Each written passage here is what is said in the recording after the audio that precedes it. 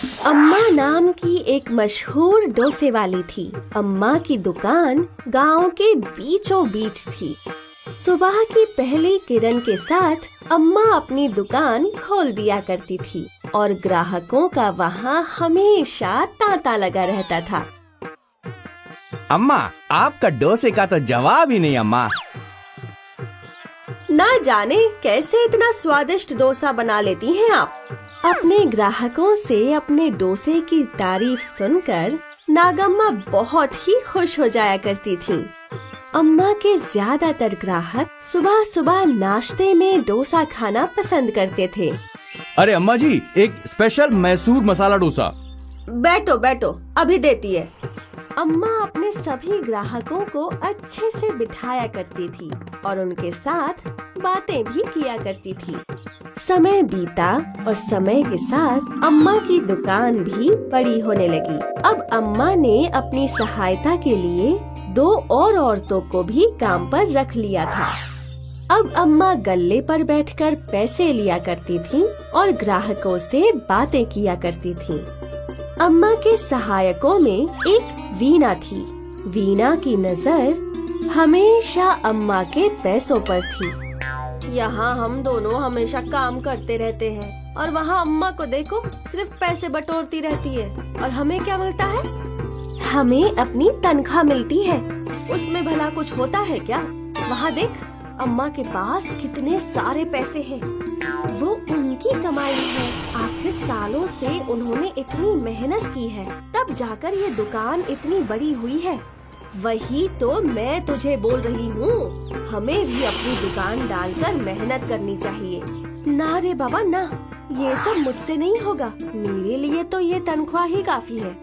वीणा ने बहुत समझाने की कोशिश की, लेकिन लक्ष्मी ने उसकी बात ना मानी। वीणा कई दिनों तक अपनी दुकान डालने की सोचती रही और आखिर एक दिन वीणा ने अपने डोसे की दुकान खोल ही ली। अम्मा का डोसा 10 रुपए था तो वीणा ने 8 रुपए में डोसा बेचना शुरू किया। धीरे धीरे सारे ग्राहकों की भीड़ वीणा के डोसे की दुकान की ओर बढ़ने लगी।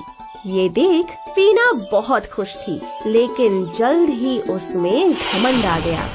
अम्मा बहुत ही निर्मल थीं और वो अपने ग्राहकों से बहुत ही नम्रता से बात करती थी, लेकिन वीणा अब उसका घमंड बढ़ गया था। दीदी, एक मसाला डोसा दे दो। हाँ हाँ दे रही हूँ, लेकिन 10 मिनट इंतजार करना पड़ेगा। ठीक है दीदी। वो अक्सर ग्राहकों को बेफिजूल इंतजार करवाती थी।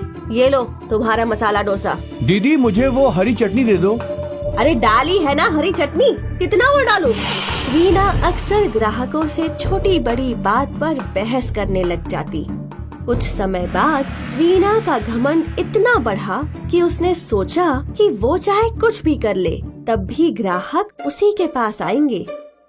क्योंकि मेरा दाम कम है, इसीलिए सारे ग्राहक मेरी ही दुकान पर आएंगे। रोज रोज सुबह 6 बजे दुकान खोलकर मैं थक गई हूँ। एक काम करती हूँ, कल से 7:30 बजे खोलूंगी। अगर ग्राहकों को इंतजार करना पड़े तो मुझे क्या, मेरी तो नींद अच्छे से पूरी होगी। और अगली सुबह रोज की तरह अम्मा की दुकान खुल गई, लेकिन वीणा की दुकान बंद थी। ये देख सारे ग्राहक अम्मा की दुकान पर चले गए। ग्राहकों का तांता देखकर अम्मा ने युक्ति लगाई और अपने डोसे का दाम भी 8 रुपया कर दिया। 7:30 बजे वीणा ने अपनी दुकान खोली, लेकिन अब जब ग्राहक वहाँ पहुँचे तो दोनों दुकानों पर एक ही दाम देखकर, अरे वाह, अम्मा ने भी दाम घटा दिया। बड़े दिन हो गए अम्मा का डोसा खाए हुए। और फिर पूरा दिन ग्राहकों का तांता अम्मा की दुकान में ही था और यहाँ वीणा की दुकान में इक्का दुक्का ग्राहक आ रहे थे। वीणा मन ही मन जल रही थी और इस वजह से वो ग्राहकों पर चिल्ला बैठी, नहीं चाहिए तुम्हारा डोसा, तुम ही खाओ। सारे ग्राहक अम्मा की दुकान पर चले गए। आज अम्मा बहुत खुश थी क्योंकि एक बार फिर उनका व्यापार अच्छे से चल रहा था, लेकिन वीणा जलन के मारे अम्मा को कोस रही थी। बच्चों, इस कहानी में अम्मा ने कुछ भी नहीं किया, लेकिन वीना के घमंड ने उसका अच्छा खासा व्यापार खराब कर दिया। अगर वो पहले ही लोगों से अच्छे से बर्ताव करती और घमंड ना करती, तो आज उसका भी व्यापार अच्छा चल रहा होता। इसीलिए कहते हैं कि घमंड इंसान को ले डूबता है।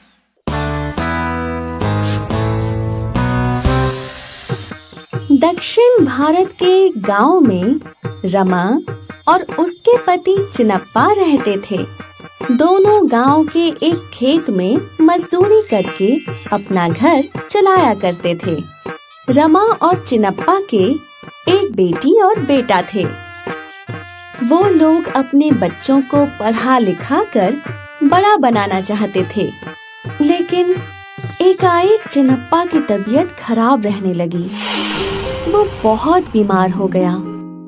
अब रमा को खेतों में मजदूरी भी करनी पड़ती थी, अपने बच्चों का भी ख्याल रखना पड़ता था और अपने बीमार पति का भी। उसकी परिस्थिति बहुत ही खराब हो चुकी थी। एक दिन चिनप्पा को देखने उसका भाई मोहन आया। भाई, तुम्हारी तबीयत तो बहुत खराब है। तुमने डॉक्टर को दिखाया या नहीं? दिखाया देवर जी, पर फिर भी कोई असर नहीं हो रहा है। मैं मंदिर में तुम्हारे नाम की अर्चना करूंगा। तुम जरूर ठीक हो जाओगे। ठीक है मेरे भाई। भाभी, आप अकेले पे घर संभालने का सारा भार आ गया है ना? हाँ, लेकिन अब घर तो चलाना ही होगा ना। भाभी, मैं एक इडली की दुकान डाल रहा हूँ। क्या आप वहाँ इडली बनाना चाहेंगी, जिससे आपको अधिक पैसे भी मिल जाएंगे और आपकी आर्थिक परिस्थिति भी सुधर जाएगी। मुझे जो भी मुनाफा होगा वो हम दोनों बांट लेंगे। हाँ, ठीक है देवर जी। और अगले दिन से रमा मोहन की दुकान में इडलियां बनाने लगी। गांव के लोगों को रमा की बनाई हुई इडली बहुत पसंद आई। देखते ही देखते रमा की बनाई हुई इडलियां मशहूर हो गईं। दुकान में रोज लोगों की भीड़ लगने लगी। दोनों रमा और मोहन खुश थे, क्योंकि दोनों का मुनाफा बढ़ता जा रहा था। कमाए हुए मुनाफे से रमा ने चिनप्पा का अच्छा इलाज करवाया और कुछ ही दिनों में चिनप्पा फिर से चलने फिरने लगा। अब 2 महीने बीत गए और रमा और मोहन की दुकान में ग्राहकों की भीड़ लगी रहती थी। और आज रमा सोचने लगी, ये इतनी सारी भीड़ सिर्फ मेरी इडलियों की वजह से है, तो मेरे मुनाफे पे ज्यादा हक हुआ। मोहन तो सिर्फ सामान लेकर देता है और ग्राहकों को इडलियां बांध के देता है, तो उसे बराबर का मुनाफा बिल्कुल नहीं मिलना चाहिए। शाम के समय जब दोनों मुनाफा बांट रहे थे, तो देवर जी, सारी इडलियां मैं ही बनाती हूँ। अगर मेरी इडलियां इतनी स्वादिष्ट ना होती, तो आपको इतना मुनाफा नहीं होता। वो तो है भाभी, आपकी इडलियां वाकई में बहुत अच्छी हैं। तो इस वजह से मेरा मुनाफे पे हक ज्यादा होना चाहिए। लेकिन भाभी, ये गलत है। मैं भी दिन भर मेहनत करता हूँ, तब जाके हम इतना कमाते हैं। मतलब हम दोनों ही बराबर मेहनत करते हैं, इसीलिए मुनाफे पे हम दोनों का बराबर का हक हुआ। नहीं देवर जी, अब आप गलत बोल रहे हैं। अगर ऐसा है तो कल से आप कोई और इडली बनाने वाली को रख लो। रमा मोहन से बहस कर अपने घर निकल गई और अगले दिन से गांव में 2 इडली की दुकानें लगीं।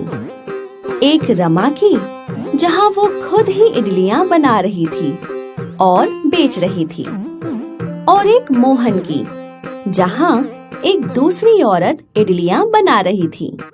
रमा की नई दुकान देख सारे गांव वाले उसकी दुकान की ओर चले गए, लेकिन रमा अकेली थी। वो इतने ज्यादा लोगों को अकेले संभाल नहीं पा रही थी।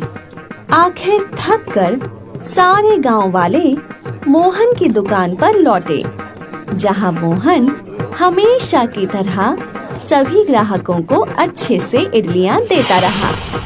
ये सिलसिला रोज चलता रहा और देखते ही देखते गांव वाले मोहन की इडली की दुकान में ही इडली लेने जाया करते थे। अब रमा अकेले अपनी दुकान पर खड़े रहकर पछता रही थी। ये मैंने क्या कर दिया? मुझे लगा था इडलियां बनाना ही सब कुछ था, लेकिन नहीं, मोहन का ग्राहकों को संभालना भी बहुत जरूरी था। कम से कम जब मैं मोहन के साथ थी मुझे अच्छे पैसे तो मिलते थे, लेकिन अब मेरी इडलियों को कोई पूछता भी नहीं। रमा को अपनी इडलियों पर घमंड था जो अब टूट चुका था।